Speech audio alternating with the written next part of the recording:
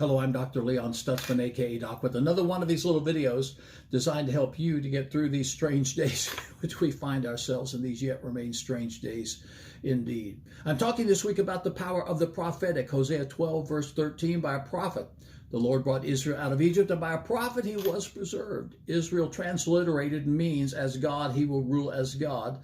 Egypt means limitation. Put them together, and you get a picture of you coming out of the limitations of your life by a prophetic word into all that God has for your life. And believe me, God has something more for your life. I told a story on Monday of H. Richard Hall calling me out of the audience at Souls Harbor Church.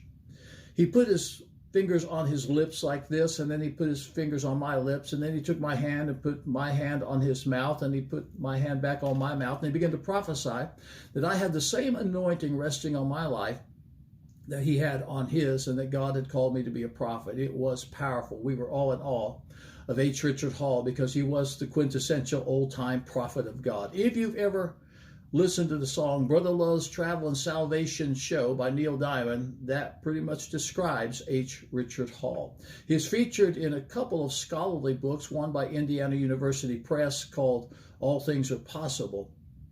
He was, as I said, the quintessential old-time Pentecostal prophet of God, and he said, I had his anointing on my life. Then he looked down at the little woman that was sitting next to me, looked me straight in the eye, and he said, son, you're about to make a bad mistake. And I knew exactly what he was talking about because I was about to get married, and he was telling me that I should not get married. Now, here's the question. How can a great man of God, certified prophet of God, start in the spirit and end up so far in the flesh? Because he did start in the spirit, but he really did end up in the flesh. Why? Because this coming June, Connie and I will celebrate 49 years of happy marriage. In 49 years, we may have had two really good arguments, and that's not because either one of us are pushovers. It's because a long time ago, when we first got married, we made up our minds that we were going to live happy, healthy, productive lives. And it's been almost 49 years of the prophetic, the power of God, prosperity, and a really, really good relationship. So how can a great man of God begin in the spirit, end up in the flesh? More to the point, how do we begin in the spirit and oftentimes end up in the flesh? First, a little more about H. Richard Hall. He had a powerful gift of the word of knowledge, but oftentimes he didn't operate in it. But what he would do in almost every revival, he'd take a row of seats. It was a theater building church.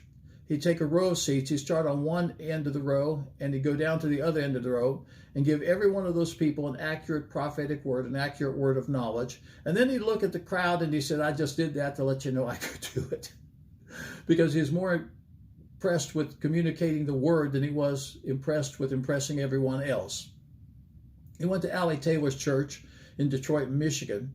She had a list of rules and regulations for her evangelists tacked to the evangelist quarters walls. He got up the first night of that meeting and said, well, there are 12 rules that I'm not supposed to break, and I think I've broken 3 of them already, and I plan on breaking all the rest of them by the end of the week, because that's the essence of the prophetic. The prophetic breaks down religious rules. And I have to say, after all these years, and that was over 49 years ago that he spoke that prophetic word over my life, yeah, pretty much I've got H. Richard Hall's anointing resting on my life. How do you begin in the spirit and you end up in the flesh? That's what Paul wrote to the Galatian church. How is it, having begun in the spirit, are you now made perfect in the flesh? And the answer is really, really simple. And it'll help you out if you'll hear it. We start in the spirit when we get a revelation of God. When we see something that's so real that we embrace it and believe it, act on it, begin to walk in it. And then, like Peter of old, we start looking around. He saw Jesus walking on the water. He said, Lord, if that's you, bid me to come out on the water. He started out in the spirit, started walking on the water.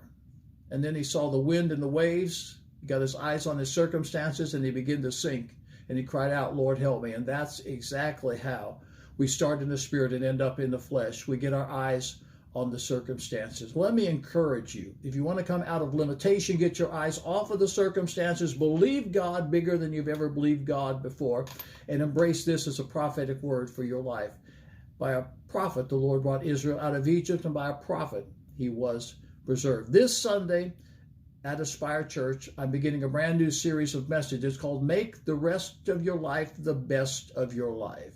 If you want the rest of your life to be the best of your life, you're going to join me Sunday morning, 10 o'clock Eastern Daylight Time, AspireChurch.tv, that's the live stream, AspireChurch.tv, the live stream, Facebook Aspire Church TV, Facebook Aspire Church TV, live stream AspireChurch.tv this Sunday morning, making the rest of your life the best of your life. You can do it. I'm Dr. Leon Stutzman, a.k.a. Doc. I'll be back Friday with one more installment on the prophetic. You want to be a part of it? I'm so glad you joined me today. God's best to you.